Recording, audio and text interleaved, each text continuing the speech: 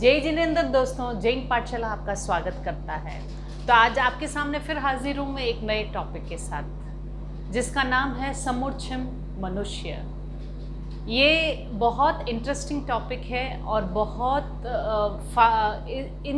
ये जो उत्पत्ति है, इन चीज़ों को आप समझेंगे तो आप डे टू डे लाइफ में इसको आप इजीली मेंटेन कर सकते हैं। यानी जैसे एक इंद्रिय, बेंद्रिय, सब लोग जानते हैं, मनुष्य, एनिमल्स, बर्ड्स, वो ये, लेकिन ये समुच्चय जीव की उत्पत्ति कहाँ से होती है, कैसे होती है, आज उसके बारे में मैं डिटेल आपको बोलना चाहूँगी और उस पाप से बचने का भी मैं आपको थोड़ा सा हिंट देना चाहूँगी।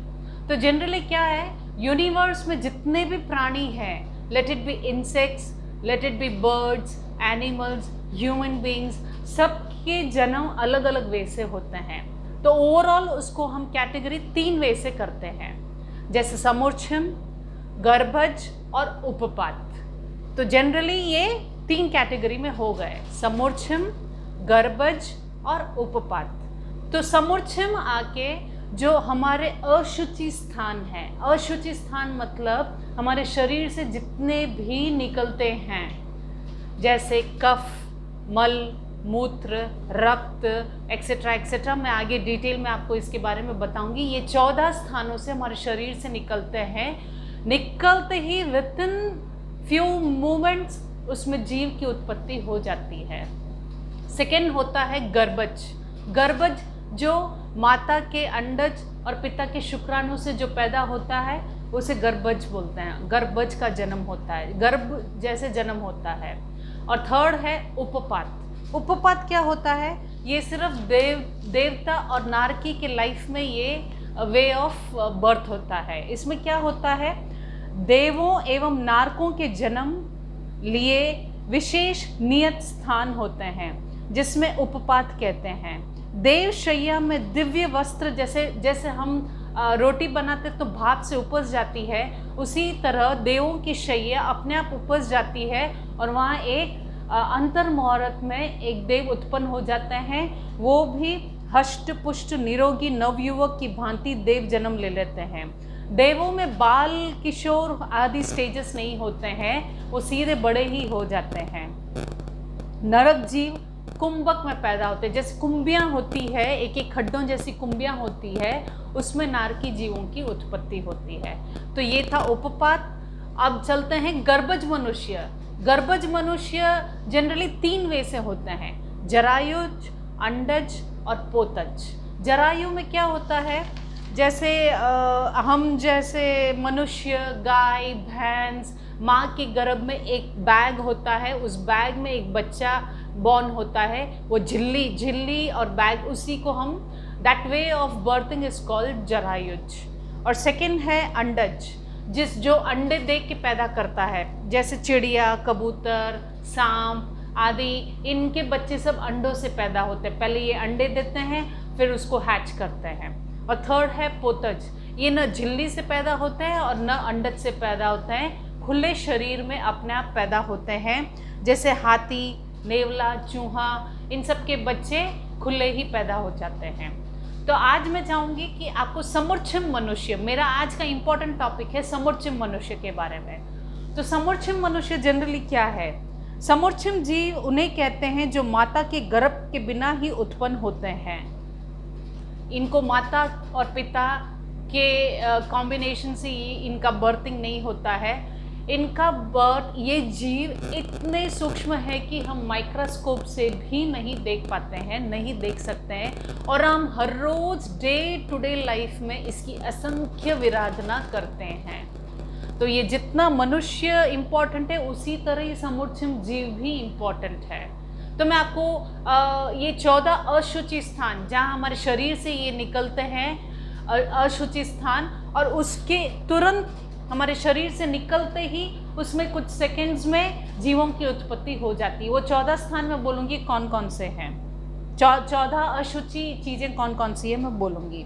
मल, मूत्र, कफ, नाक का मैल, वमन यानी उल्टी, पित्त, पीव यानी रस्सी, रक्त, शुक्र, वीर्य आदि के गीले हुए पुद्गल, मृत शरीर, स्त्री पुरुष का संयोग समय, गंदे पानी की नालियाँ आदि और अन्य अशुचि स्थानों में, यानी जहाँ भी गंदगी बाहर है, कचरा कहीं पे भी जमा हुआ है, वहाँ पे भी समुच्चयम मनुष्यों की उत्पत्ति हो जाती है। ये हम आंखों से नहीं देख सकते हैं, ये बहुत सूक्ष्म होते हैं, बस इनकी कॉम्बिनेशन हो जाता है और वहाँ से पुद्गल आपस में मिलके वहाँ से एक नया जीव पैदा हो जाता है, जिनका जन्म और मरण यानी अंतर्मौरत समय में उन्हें असंख्यात समुच्चय मनुष्य उत्पन्न होते हैं और अपर्याप्त अवस्था में ही मर जाते हैं। ये बस इमीडिएट बॉर्न होते हैं और मर जाते हैं, इमीडिएट बॉर्न होते हैं और मर जाते हैं। इनका लाइफ स्पैन ज़्यादा नहीं है,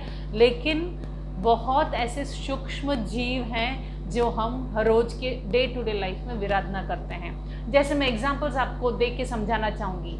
जैसे आपने पानी की ग्लास ली, पिया आपने, आप पी के क्या करते हैं, वो जो थूक की लार, अगर आप पानी झूठा करके पीते हैं तो उस ग्लास में थूक की लार लग जाती है।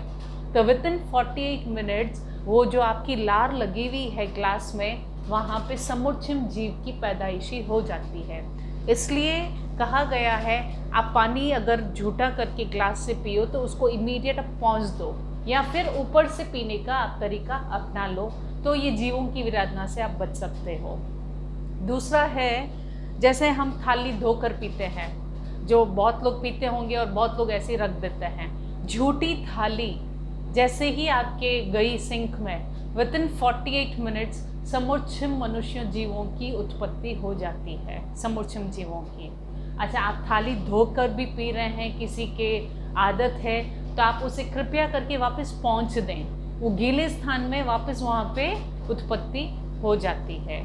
और तीसरा है, जैसे मनुष्यों का जनरली एक ये है कि संभोग, उस संभोग में भी 9 लाख जीवों की विराधना होती है। एक संभोग में 9 लाख जीवों की विराधना होती है।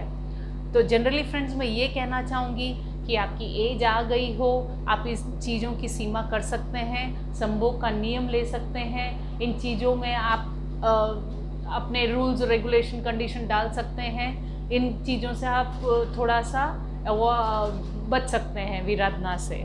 और तीसरा है, जैसे हमारे मैल, कपड़ों में मैल जमता है, तो उसको हम प्रॉपर वॉश करवा लो, कोई प्रॉब्लम नहीं है। वॉश नहीं करवा के बहुत ज़्यादा मैल जमा दो, उसमें भी समुच्चयम जीवों की उत्पत्ति हो जाती है। अच्छा, 2 ऐसे एग्जाम्पल्स आपको देना चाहूँगी जो आप गूगल में भी सर्च कर सकते हैं। आप नहीं मान रहे रहोगे कि इसमें समुच्चयम जीवों की उत्पत्ति होती है, जो माइक्रोस्कोप से दिखता नहीं वो कैसे जीव हो सकता है। आपके ये भी क्वेश्चंस आते होंगे मन में, लेकिन मैं आपको 2 ऐसे एग्जांपल्स दूंगी जो साइंटिफिक वे से भी आपको प्रूव हो जाएगा कि रियली ये जो 14 अशुचि स्थानों से जो हमारे गंदगी निकलती, उन चीज़ों से वापस जीवों की उत्पत्ति होती है। कैसे? देखिए, जैसे मोर पता है आपको कैसे उनका बर्थिंग होता है, कैसा उनका जो सिस्टम है वो बर्थिंग का है। जनरली मोर ब्रह्मचरी है। जब मोर रोता है हंसी से, खुशी से, जब बारिश आती है वो रोता है, तो मोरनी क्या करती है, मोर के आंसू पीती है और वो गर्भ धारण करती है। आप चाहें तो गूगल सर्च करके इसका प्रूफ भी देख सकते हैं। तब इससे आप समझ गए रहोगे कि आंसू भी समुच्चयम जीव है। जैसे 14 अशुचि स्थानों में आंसू भी मैंने एक अशुचि स्थान कहा है। और दूसरा है, आप मेंढक देखे होंगे। मेंढक जनरली क्या होता है, एक टैडपोल वे ऑफ साइकिल होता है, जहाँ एग्स देती है और वो टैडपोल होता है, उसके बाद वो फ्रॉग बनता है। वो सर्कल तो हम जनरली साइंस में पढ़ते हैं, लेकिन और एक वे से उनका बर्थिंग कैसे होता है। जैसे एक मेंढक मर गया, उसकी जो चमड़ी है, वो चमड़ी जहाँ जहाँ पानी में गई, वहाँ वहाँ उतने फ्रॉग उस चमड़ी से उत्पन्न हो जाते हैं। This is a proof of समुच्चयम जीव। लेकिन उनके जो फ्रॉग स्किन से पैदा होते हैं, उनके मन नहीं होता है। और जो जनरली एग से फर्टिलाइज होके जो मेंढक बनते हैं, उनके मन होता है।